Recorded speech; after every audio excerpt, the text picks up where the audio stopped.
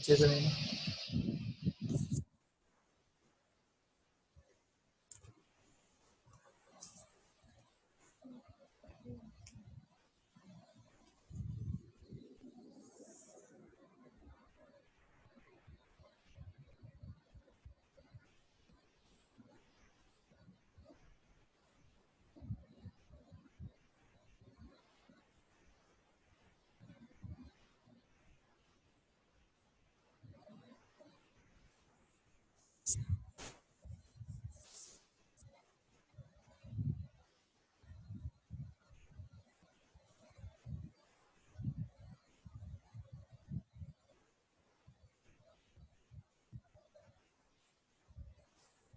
जी बेटे, अभी हमने आज जो है वो ज्योमेट्री के थ्योरम्स जो हैं वो उसमें प्रूव करने हैं, और उनको प्रूव करने के लिए, डिड्यूस करने के लिए या उनको एक्सप्लेन करने के लिए कुछ पॉइंट्स की ज़रूरत होती है क्लास 9 और 10। नंबर 1 जो है वो what is the point.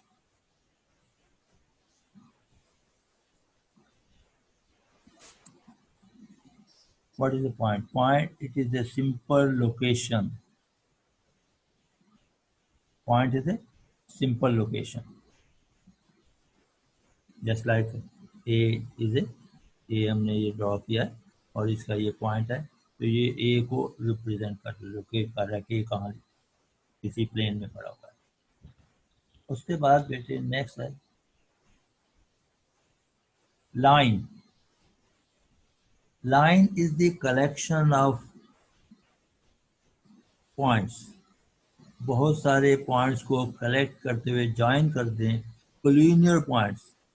Collinear points एक दूसरे के साथ कंसाइड होते हुए, टकराते हुए, जैसे स्नोकर की स्टिक के जरिए से हम बीट्स को मार, जो बॉल होते हैं उनको स्ट्राइक करते हैं, तो एक बॉल दूसरे बॉल से टकराता है, टकराते हुए आगे चलते हैं तो पीछे लाइन सी जनरेट होती है, इसलिए हम कहते हैं कोलिनियर पॉइंट। कोलिनियर पॉइंट्स के कलेक्शंस को हम लाइन से रिप्रेजेंट करते हैं। उसके बाद है नेक्स्ट बेटे प्लेन। कोई भी क्लोज्ड फ्लैट सरफेस जो है, कोई भी क्लोज्ड फ्लैट सरफेस जो है उसको हम प्लेन से रिप्रेजेंट करते हैं। Triangle is a plane. आपने पेपर के ऊपर ट्राइंगल बनाया, पेपर आपका जो है that is also a plane. Okay, rectangle है, ज्योमेट्रिकल शेप जितने भी पेपर के ऊपर हम बनाएंगे क्लोज होनी चाहिए। जैसे दो लाइनें ड्रॉ कर दी, ये नहीं है, आप उसके तमाम पॉइंट्स को आपस में ज्वाइन कर दें, तो दोनों पैरेलल लाइन को ज्वाइन करेंगे तो हमारे पास रेक्टेंगल बन जाती है या स्क्वायर बन जाएगा। तो एक क्लोज सरफेस होनी चाहिए, तो इसको हम प्लेन के नाम से, अगर पॉइंट्स प्लेन में मौजूद है तो उसको कोलिनियर पॉइंट्स कहेंगे, उसको प्लेनर पॉइंट्स कहेंगे। और अगर प्लेन में दो लाइनें आप हैं तो उन दोनों लाइनों को कोप्लेनर लाइंस कहेंगे। जैसे आप कोप्लेनर में आप ए और बी दो पॉइंट्स हैं, यहाँ पे दो लाइनें हैं एक दूसरे के साथ, प्लेन में है। ये दोबारा से मैंने आपको लाइन की definition, set of collinear points form A line. Line जो होती है उसके दोनों तरफ एरोज होते हैं, इसमें ये आगे बोथ साइड प्रोसीड होती हैं इनफाइनाइट तक, अनलिमिटेड। ओके, और अगर किसी लाइन का एक एंड पॉइंट दे दें, इफ ए लाइन है one end point then it is called ray. If a line है one end point then it is called ray. If a line है one end point it is called ray. तो आप नीचे हमने ये रे को रिप्रेजेंट कर दिया, ये हमारे पास ये रे ए बी इज ए रे। ओके, उसके बाद बेटे हमें एंगल की डेफिनेशन क्या होती है। एंगल की डेफिनेशन, नॉन कोलिनियर रे। कोलिनियर होगा तो एक रे दूसरी रे के ऊपर होगी तो एंगल बनेगा, लेकिन एंगल कौन सा होगा, 0 डिग्री। लेकिन हम मोर देन जीरो डिग्री से काम वगैरह का एंगल बनाना है, ग्रेटर देन 0 का तो फिर नॉन कोलिनियर दो पॉइंट्स हैं उनको मिला दें, एंड पॉइंट को मिला दें। Two non collinear point intersect each other form a angle. Two non-collinear rays, two non-collinear rays intersect at one point is called angle. Two non-collinear rays intersect at one point is called angle. तो ये हमारे पास जैसे ए O और ये B, A O B is an angle, non collinear rays form an angle. उसके बाद right angle क्या होता है? अगर एक रे दूसरी रे के ऊपर 90 डिग्री का एंगल बनाए तो राइट एंगल होता है। क्या होता है? Right angle. अगर किसी एक लाइन पर दो राइट एंगल बन रहे हो परपेंडिकुलर ड्रॉ करने से, तो दोनों एक दूसरे के एडजस्टमेंट हो गई, एक कॉमन पॉइंट होगा, इन दोनों का सम क्या होगा? 180। इसमें तो वहां पे एक लाइन के ऊपर एंगल कितने बनते हैं टोटल? 180। स्ट्रेट लाइन एंगल उसका नाम दे देते हैं 180, उसको सप्लीमेंट्री एंगल भी कहते हैं। ओके, क्योंकि दो एंगल का सम अगर 180 हो तो सप्लीमेंट्री एंगल होता है। अब उसके बाद बेटे है एडजस्टेंट एंगल। एडजस्टेंट एंगल, अगर दो एंगल, ये हमने एक लाइन ए बी ड्रॉ किया, ए और बी, और ओ सी ये लाइन है इसके साथ रे। अब हमारे पास ये, क्योंकि ओ पे दो रे मिल रही हैं, ओ बी रे और ओ सी रे, इसे एंगल कौन सा बन गया? 1। ओ ए रे और ओ सी रे से एंगल नंबर 2 बन रहा है। अब इन दोनों एंगल्स में आर्म ओ सी जो है वो क्या है? कॉमन। क्या है? कॉमन। अगर दो एंगल में एक आर्म कॉमन हो तो उन दोनों एंगल को एडजस्टेंट एंगल कहते हैं। अगर दो, if one of the arm of between two angle is common, then that angle is called adjacent angle. क्या कहेंगे उसको? adjacent angle कहेंगे। उसके बाद एंगल का बाइसेक्टर क्या होता है? ऐसी लाइन जो एक एंगल को दो इक्वल पार्ट्स में डिवाइड कर दे या कट कर दे, इक्वल से ज्यादा या कम, दो हिस्सों में डिवाइड कर दे, ना टू भी जरूरी नहीं है कि इक्वल में। कोई भी लाइन एंगल को टू पार्ट्स में डिवाइड करने वाली लाइन को बाइसेक्टर ऑफ द एंगल कहते हैं। उसके बाद बेटे इंपॉर्टेंट बात जो है वो हमारे पास है वर्टिकल एंगल क्या होता है। जब हमें वर्टिकल एंगल पता होगा तो उसका फिर थ्योरम नंबर 1 उससे पता चलेगा कि कैसे करना है। वर्टिकल एंगल्स, अगर दो लाइनें इंटरसेक्ट कर रही हैं आपस में, जैसे ये दिखाई गई है, ये ए, इधर ये बी बना दिया, ये सी और ये डी, ओ पॉइंट पे ये इंटरसेक्ट कर रही है। अब इन एंगल्स के नाम अगर हमने 1 दे दिया, ये हमने 2 दे दिया, और ये हमने इसका नाम 3 दे दिया, और ये 4। 1 के एडजस्टेंट 2 और 4 हैं, कौन सा नॉन एडजस्टेंट है? 3। तो 1 और 3, वो जो नॉन एडजस्टेंट वर्टिकल एंगल होगा उसको हम नॉन एडजस्टेंट अपोजिट एंगल जो होगा उसको हम वर्टिकल एंगल कहते हैं। तो इसका एडजस्टेंट ये है, 2 भी है, 4 भी है, तो कौन सा 1 का कौन सा? 3 एडजस्टेंट नहीं है, तो लिहाजा पेयर ऑफ 1 और 3 जो है नॉन एडजस्ट, जो है वो नॉन एडजस्टेंट है, और वो क्या होगा? Vertical angle. इसी तरह 2 और 4 जो है, इसका ये जो पेयर है ये भी वर्टिकल एंगल है। If two lines intersect each other, non-adjacent pair of opposite angles are vertical. 1, 1 and 3, or 2, 4, or 4, 3. Congruent के सिंबल जो है वो पहले देख लीजिए, दो ये कॉन्ग्रेंट के सिंबल है, जो इक्वल लाइन लगाकर ऊपर सिमिलर का सिंबल दिया हुआ है। तो ऐसी चीज जो जिसमें सिमिलर भी हो, इक्वल भी हो, उसको कॉन्ग्रेंट कहते हैं, या 3 लाइन भी रिप्रेजेंट करते हैं। ओके, अब हमें थ्योरम नंबर 1 के ऊपर आना है, थ्योरम नंबर 1, थ्योरम नंबर 1। ये मुझे समझाना है, यहाँ पे समझाया है। थ्योरम आपने बुक से ही करना है, बुक से ही करना है। आपकी असाइनमेंट भी है कि आप थ्योरम नंबर 1 को जो है ना कॉपी अपने लिए लिखिएगा। समझना है, if two line intersect each other, ये जो स्टेटमेंट है, ये लिखी हुई है, जो आप यहाँ तक मैंने अंडरलाइन किया हुआ है, ये पेपर में ये आपको सिर्फ दे दिया जाता है, बाकी सब कुछ आपको खुद करना है। तो थ्योरम को प्रूव करने के लिए हेडिंग्स क्या होते हैं? पहला हेडिंग होता है गिवन, दूसरा हेडिंग होता है टू प्रूव, तीसरा अगर जरूरत हो तो कंस्ट्रक्शन, नहीं तो चौथा थर्ड जो है वो हमारा प्रूफ बन जाता है। तो अगर हम कंस्ट्रक्शन भी शामिल कर लें तो 4 पॉइंट्स इसमें हेडिंग देने हैं, गिवन, टू प्रूव, कंस्ट्रक्शन और प्रूफ। ओके, ये 4 पॉइंट याद रखिएगा। अगर जहां कंस्ट्रक्शन नहीं है तो फिर 3 पॉइंट्स। ओके, तो अब हम जो स्टेटमेंट है वो लिखा हुआ है with to line intersect, comma लग गया। तो कॉमा से पहले जो स्टेटमेंट के अल्फाज हैं उनको अलजेब्रिकल एक्सप्रेशन में अल्फ़ाबेटिकली हम उसको नंबर से इस तरह रिप्रेजेंट करेंगे तो वो गिवन बन जाएगा। तो क्या कहा, इफ टू लाइन इंटरसेक्ट, तो हम दो लाइनों के नाम दे देते हैं। एक पी क्यू लाइन है और एक ए बी लाइन है, दोनों इंटरसेक्ट कर रही हैं कहाँ कहाँ पे, पॉइंट ओ पर। If two line intersect comma, उसके बाद जो है वो to prove, vertical opposite angle का कॉन्ग्रुएंट। तो इसको हम दो वर्टिकल एंगल कौन कौन से हैं, 1 और 3, 2 और 4।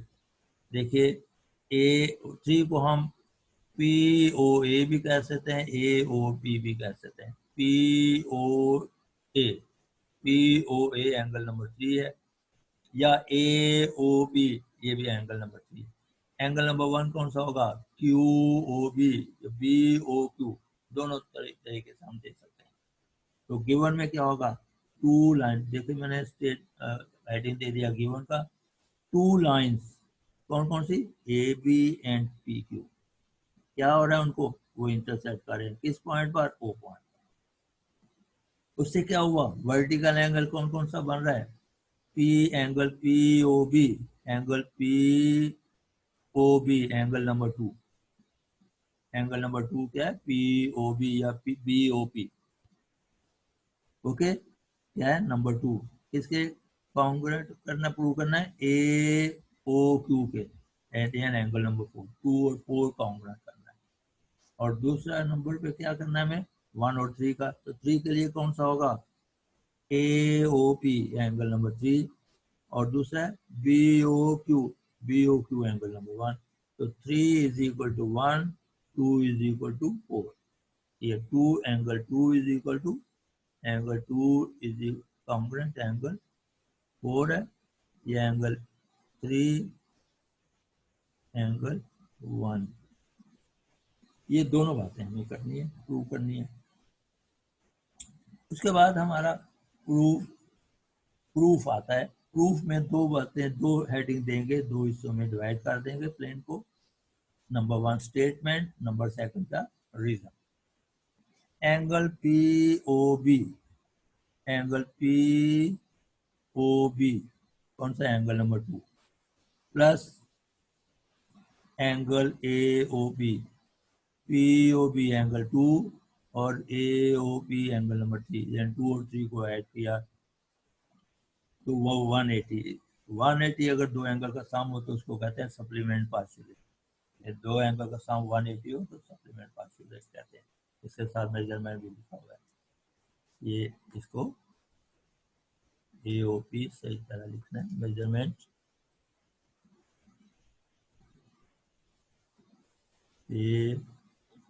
AOP is equal 180। ओके, ये एंगल एओपी, एंगल एओपी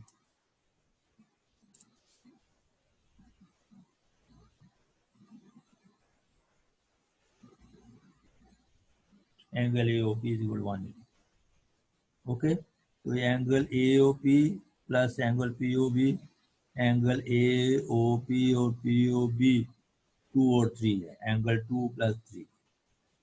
ये एंगल 2 पी ओ बी कौन सा है, पी ओ बी 2 + 3, ये 2 + 3 एंगल 2 प्लस एंगल 3 भी हो, ये भी 180। ये इसको हमने इस एंगल को 2 दिया, इसको।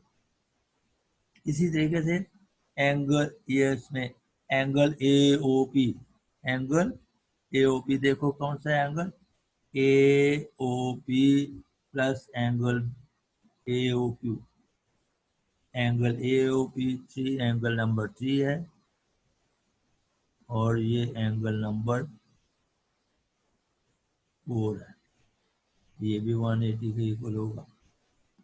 हम इन्हें नाम दे दिया, ये नंबर भी दे सकते हैं।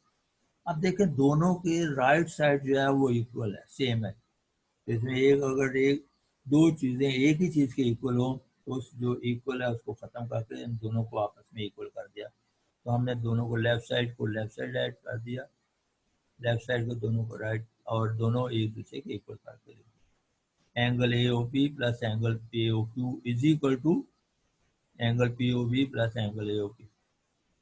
Okay, P O B plus A O P is equal to A O P plus A O P दोनों कॉमन है, दोनों कैंसिल हो जाएंगे। तो बाकी हमारे पास क्या रह जाएगा, measurement angle P O B और measurement angle A O P. P O B क्या है हमारा 2 है, ए ओ क्यू क्या हमारे पास 4 है, तो 2 और 4 2 हो गए, दो vertical angle 2 angle 2 P O B angle number 2 है, और ये एंगल नंबर 4 है। हम मेजरमेंट को ख़त्म कर देंगे तो ये हमारे पास पी ओ बी कॉन्ग्रुएंट ए ओ क्यू हो जाएगा। ओके, एक हमने प्रूव कर दिया तो दूसरे को हम सिमिलर करके लिख सकते हैं, या दोबारा फिर वही इतना बड़ा थ्योरम आप स्टेटमेंट से लेकर स्टेटमेंट और रीजन वाले फिर दोबारा से वो 8 9 10 इतने पॉइंट आपके 5 और पॉइंट्स बना देंगे टू आ जाए। तो उसके रिप्लेस हम सिमिलर वी कैन प्रूव लिख दिया कि हम इसको इस दूसरे को भी इसी तरह प्रूव कर सकते हैं। तो angle A O P congruent angle B O Q, तो आपका ये थ्योरम नंबर फर्स्ट इस तरीके से।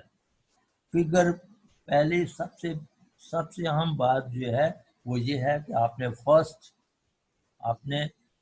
सबसे पहले फिगर बनानी है। फिगर बनाने के बाद given to prove construction statement और रीजन लिखना है, क्योंकि बोर्ड में फिगर को देख देख कर आप जो स्टेटमेंट दे रहे हैं उस उन अल्फाज को देखते हुए फिगर से टैली करते जाएंगे, क्या उसी को सही लिख रहे हैं। वो अगर यहाँ पे गलती कर दी तो वो फिगर नहीं होगी तो वो कहाँ किससे देखेगा, हवा में से। आप अक्सर लोग जो है पेपर में फिगर बाद में बनाते हैं, कभी बाद में फिगर नहीं बनानी, पहले फिगर बनाएंगे उसके बाद प्रूफ। आपने गिवन टू प्रूफ देखें, गिवन टू प्रूफ कंस्ट्रक्शन और प्रूफ, अगर कंस्ट्रक्शन है तो करनी है वरना नहीं। तो ये इन हेडिंग से आपने चलना है। अगर आपने ये इनको फॉलो नहीं किया तो आपको नंबर कम आ सकते हैं, और आपने और इसको एक दो बार इसी तरीके से बार बार इसको फिगर को देखते हुए पढ़ते हुए करना होता है। फिगर को देखते जाइए और आपके अपनी जो है ना वो आपके दिमाग में आता जाएगा, हाँ ये तो आप बगैर पढ़े आपको स्टेटमेंट दी और आप लिखने का पॉइंट ऊपर का नीचे हो सकता है। आप 1 और 3 को पहले कर सकते हैं, 2 और 4 को बाद में कर सकते हैं। आपकी मर्जी है किसको पहले करना है किसको बाद में करना है। ये सीक्वेंस जरूरी नहीं है कि पहले इस बुक में 2 और 4 किया है तो मैं भी 2 और 4, आप 1 और 3 को पहले करके 2 और 4 बाद में कर, आपकी मर्जी। ओके, उसके बाद मैंने अब साथ ही ये बता दिया कि थ्योरम नंबर 2 जो है वो लाइन के जरिए से कैसे करना है। तो थ्योरम नंबर 2 की स्टेटमेंट ये दी गई थी, ये समझा रहा हूँ लेकिन इसको दोबारा से ऐसे थोड़ा सा रिव्यू दे रहा हूँ कि इसको मैं जहाँ पे थोड़ा सा आपको दिमाग के अंदर जाए, और जब उसके बाद दोबारा से आप करवाऊंगा तो आपको जल्दी याद हो जाएगा। आप खुद मुझे बताते जाएंगे ऐसा ये इस तरीके से होना चाहिए। तो मैं आपको बता रहा हूँ कि इसमें थ्योरम स्टेटमेंट ये है कि if one of the side of triangle, triangle कौन सी है, ABC। अब इसकी एक साइड कौन सी है, बी सी। इसको अगर प्रोसीड करें, ये प्रोसीड कर दिया, कहाँ तक, आगे बढ़ा दिया, प्रोसीड में आगे बढ़ा देना तो डी तक। तो इस तरह ये एंगल ए सी डी, कौन सा एंगल, ए सी डी, ये ट्राइंगल से बाहर है, तो इसको कहेंगे एक्सटीरियर एंगल। क्या कहेंगे, एक्सटीरियर एंगल। इसके साथ वाला एंगल नंबर, ये जो है, ये एंगल ए सी। अब एंगल सी नहीं लिखना, क्योंकि इसमें दो एंगल, तीन चार एंगल बन रहे हैं। आप इसका नंबर नहीं ऐसे कर सकते हैं, ए सी बी लिखना है एंगल। तो देखें, ए सी डी और ए सी बी दोनों एडजस्टेंट एंगल, दोनों क्या एडजस्टेंट एंगल। इसमें आर्म कौन सा, ए सी कॉमन है, कौन सा, ए सी कॉमन। तो उसने कहा फिर में ये स्टेटमेंट भी है कि अपोजिट, ये तो एडजस्टेंट है, तो अपोजिट कौन से हो गए, 1 और 2, यानी एंगल ए और एंगल बी अपोजिट है। ये exterior angle in A angle और एंगल बी से ग्रेटर है, ये प्रूव करना है आपने थ्योरम नंबर 2। अब हमने थ्योरम नंबर 1 को ए और ए को 1 और 2 को बी कर दिया। तो देखें एंगल 1, अब ये इस लाइन इधर देखिए, यहाँ पे ये हमारे पास ए है और ये बी है और ये हमारे पास ई और ये सी। तो इसमें देखें 1 और 2 दोनों कौन से कौन से एंगल है, अल्टरनेट एंगल। कौन से है, अल्टरनेट एंगल। 1 और 2 कौन से एंगल है, अल्टरनेट एंगल। 1 और 2, एंगल 1 कॉन्ग्रुएंट, एंगल 2 अल्टरनेट।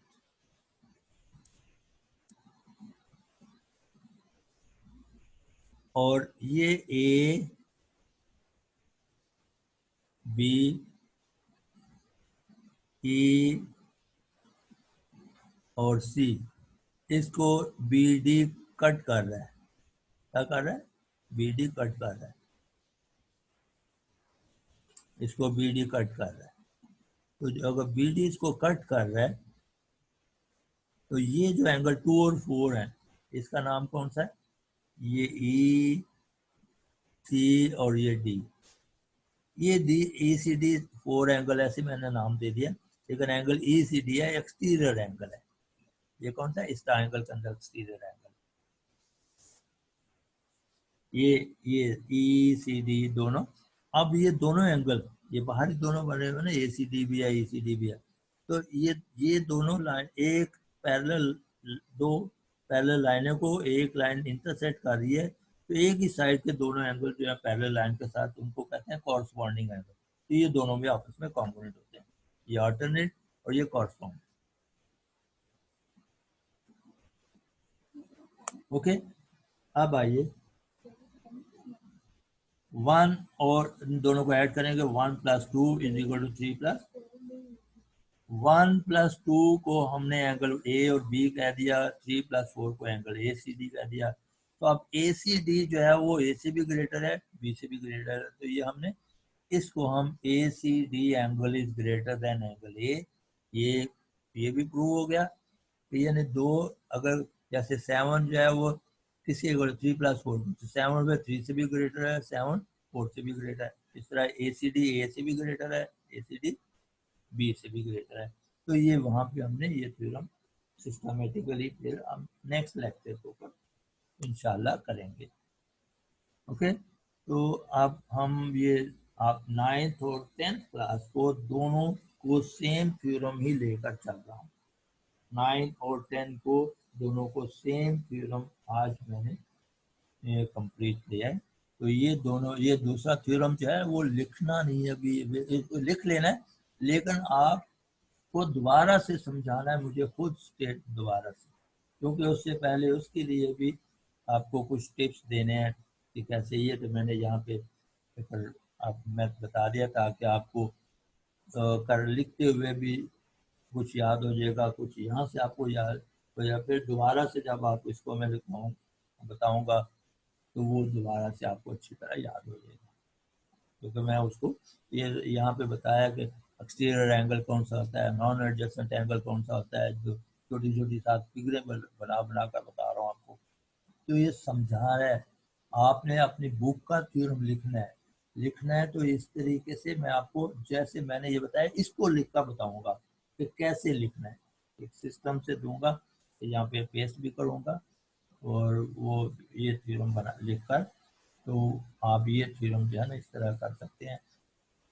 वो ट्रायंगल वाले से मैं इसलिए नहीं किया, अगर ट्रायंगल के थ्योरम में आपको फिर एक दो ट्रायंगल को कॉन्ग्रुएंट करते हुए मुझे वो करना पड़ता, तो फिर एंगल दिखता कि ये ग्रेटर है, इसलिए ये आसान है, ये भी आसान है। आप अगर जैसे कहेंगे मैं उसी तरह दोबारा से उसको भी बता दूंगा, वो भी दोनों वो भी बता दूंगा, क्योंकि इससे भी बताया उससे भी बता दूंगा, ये आप पे डिपेंड करता है कि आपको जो इजी लगे।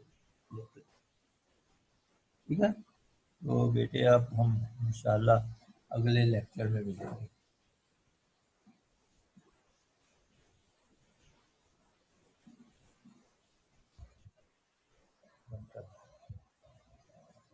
ठीक है, ठीक है, ये ऊपर अभी नहीं।